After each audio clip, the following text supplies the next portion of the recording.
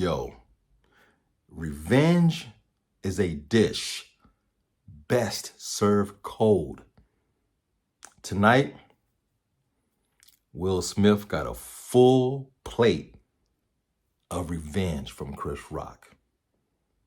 Damn near a year to the date, Chris Rock was humiliated on the whitest of white stages, on the whitest of white events, the Oscars. Assault from another black man onto another in front of millions. The infamous slap heard around the world. Tonight, we got a chance to hear Chris Rock's side of the story. And he made history tonight. The first ever live Netflix broadcast of a stand-up show. It was in Baltimore, but had a pre-show in LA. The title, Selective Outrage. Dope title for a dope show for a dope comedian. Whatever you think about his comedy, not everybody digs Chris Rock. I personally love his comedy. Doesn't make me laugh out loud, gut busting once in a blue moon he does. But as you get older, you mature as a comedian. You change, you talk about things. 30 years ago, he wasn't talking about kids. Now he got 2 daughters. It's different.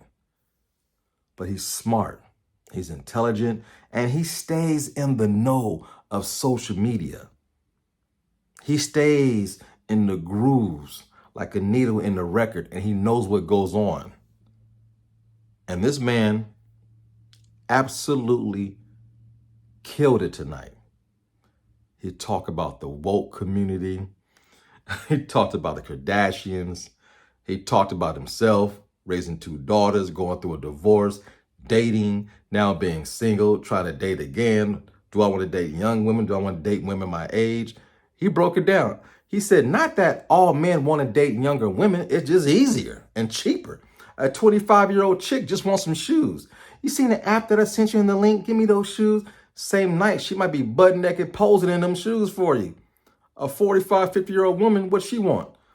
Go out to dinner. Oh, I need help getting my roof fixed.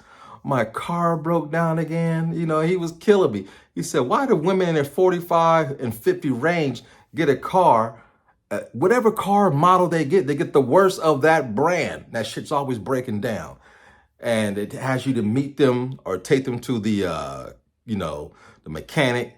How much they're going to cost? $500. He's like, nah. Okay, $450. Helping her negotiate. Well, baby, I only got $35. Bitch, I just paid for your damn roof. Now I got to pay for your goddamn car. Give me a 25-year-old woman. All she wants is shoes. And he touched on so many subjects. And the pre-show has so much love. J.B. Smooth came out. Arsenio Hall came out. Leslie Jones came out. Later on in the after show, you got Kareem Abdul-Jabbar, Laker legend, coming out speaking on it. And they all agreed. He killed it. And he destroyed Will Smith and his wife. And they had it coming. They had it coming. He said, man, look. What he did to me was wrong. And why was I the victim? I didn't have no entanglement. Your wife slept with your son's best friend and got caught. Then she turns the table around and interviews you. What woman cheats on her husband and turn around and have an interview with her husband on her show? He said that woman hurt him way more than that slap hurt me. And yeah, that shit stung. I loved Will Smith, he said. I supported Will Smith. I loved all his movies. Now things are different and they'll never be the same. He said when that whole entanglement thing came out with August, he said he reached out to Will, called him. Will never answered his call or called him back. That's on Will. The same dude reaching out to who's your friend, you assault? Then have the nerve to do it behind stage or in the alley. You did it in front of everybody, dude. You destroyed that man's character. But Chris Rock had great parents. At the end of his set, right before the mic drop, he said, "My parents taught me right and raised me right. Whatever you do, don't ever, ever fight in front of white people." And he didn't mic drop. He slammed that motherfucker down, threw his hands up in the air, place went nuts. Everybody was cheering and chanting his name. And you can see the love in his face. He started to tear up. His eyes got big and watery. That man carried that shame around for damn near a year until he spoke his mind tonight. I could only imagine what that felt like. I'm glad I witnessed it. It was live. None of that pre-recorded shit. You know, this was like the good old days when they did comedy live. He even made a mistake on one of his jokes, came back and fixed it. That's live, baby. That's live TV. He made a history tonight. So proud of him. Dude, we're all white. Had a necklace with a Prince symbol on there. Yo, it's dope. Chris Rock loves Prince the way I do. And he got to hang out and know the guy. So, man, I can only imagine. And he was talking about doing this set, what it's like to be single, dating, and then, you know, 'cause I seen him. He was dating that one white girl from Wakanda Forever. That one white girl beginning to move with them big ass lips. And she got into the helicopter and it crashed because them water people tore it up. He was dating her.